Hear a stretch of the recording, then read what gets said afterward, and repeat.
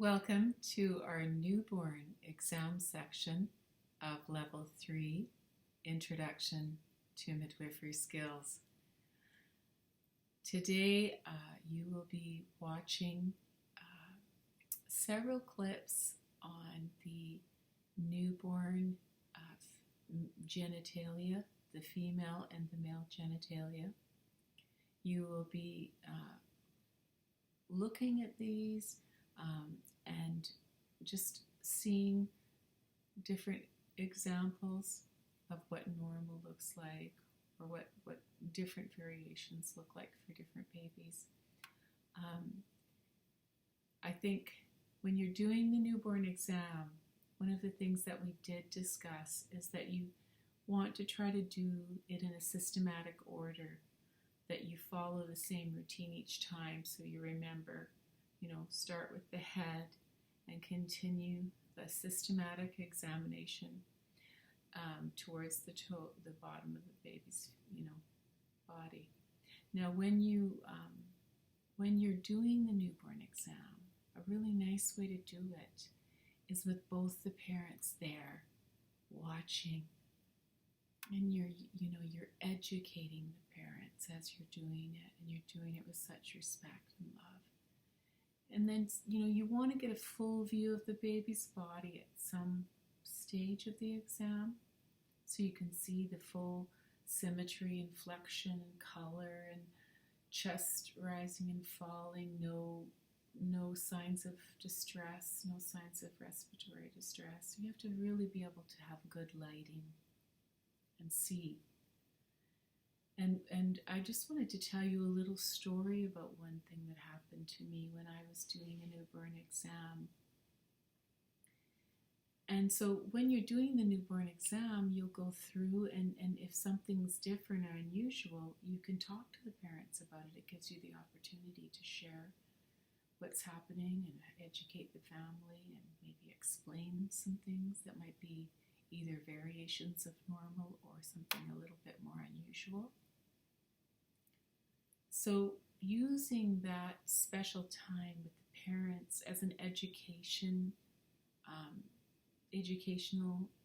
and a kind of a learning to get to know their baby too, So you can do it very close to the mother, either on the bed right beside the mother. Sometimes we could even do a newborn exam on the mother if there's a reason for that.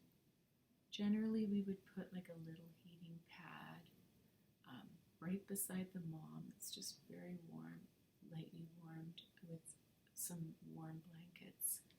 And then we can kind of keep the baby right there, feeling the mother's energy in the mother's body, feeling the father's energy. And then we're just, and we do this after they've had lots of bonding time, really well-established breastfeeding, several good feeds, or at least one or two. And then we would maybe potentially keep part of the baby's body covered. We try to make sure there's no drafts, of course, but keeping the baby warm. Not getting too cold during the exam. So in this one particular case, it was a dear couple that I was working with, and they've given me permission to share, Caitlin and Sean. And it was their first baby, Jude. And Jude was born in the water after what we would call a precipitous birth. It just means it happens quicker than we typically see it. And this was the case with Jude's birth. And it was really a beautiful birth. And so we were there, everybody was around, the mother and the baby the mother and her husband were there. And we were doing the newborn exam, and they were actually filming me doing it. He was filming it on his phone. And I'm going down and I'm checking the spine. I'm just doing everything systematically and talking through it, talking to the baby. Really, you talk to babies. They're just another person in our environment. Very sensitive humans. Very open, to love and to good energy, and very vulnerable to negative energy and negative emotions. So we want to have a respectful attitude around babies. So as I'm palpating down, explaining that I'm checking for the spine, then I say, and then we check for the anal opening, anal sphincter, and I'm kind of spreading the little buttocks, apart, and I'm going down, and then we look for the anal sphincter, and it was not there. So, it was just a really unusual thing to have happen, but because Jude was able to receive immediate care and had surgical procedures and interventions and whatnot, he's now, I think he's 5 or so. He's a normal, healthy. He's got a few little things that he has to do still with this challenge he had to have rectified, but he has a relatively normal life. So finding things that are detectable, that can be rectified, whether by, transfer of care to another particular physician or specialist, or just immediate transport to a children's hospital, which is what we did in that case.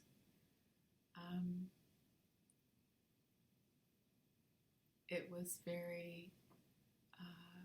a very positive thing to have done the newborn exam and to know how to look for that and to make sure that we don't assume anything. Make sure that we really know what we're looking for and that we don't just gloss over it, and we really do check. So that's a little story for you about the newborn exam. So I hope you enjoy this section, and you might have your own children, your own baby, or you might have your sister's baby, or someone might let you do like some vital signs on a baby, listening to the heartbeat, listening to the respiration rate, taking the baby's temperature under the arm, not rectally. You really don't want to take a temperature rectally of a baby unless they're really sick and you're not getting an accurate temperature, and then you have to really know how to do it, which we do go into. So, but under the arm is sufficient for the average baby, that we're working with. And just get to know how to do these assessments, and then you can learn. You could take a doll and practice the measuring. I think practicing things is really helpful. Just practice the measuring. Where do we measure? How do we record that? Where do we record it? So just remember that you're looking for that particular baby's, variations of normal, or then what's outside of normal, or what do we need to potentially look for consultation or transfer. And then that's the same kind of concept of midwifery model of care we've been discussing, is to keep that idea that, babies, like mothers, if they're from low-risk mothers, tend to be okay most of the time. But we still need to monitor them and make sure that we do our due diligence to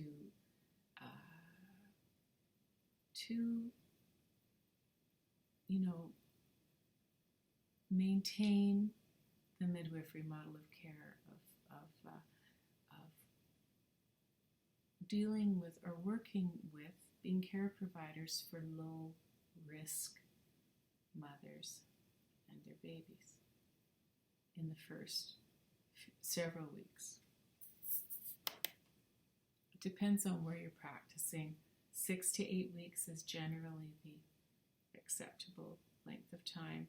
For the newborn, in many areas, they go see a pediatrician within the first 2 weeks for a consultation, and then the midwife will do weight checks and breastfeeding support and that kind of thing. But the baby, in some areas, is seen by a pediatrician for the rest of those visits. So it's just different in different areas. Get to know what's going on in your area with the newborn care. Our midwives caring for newborns as well.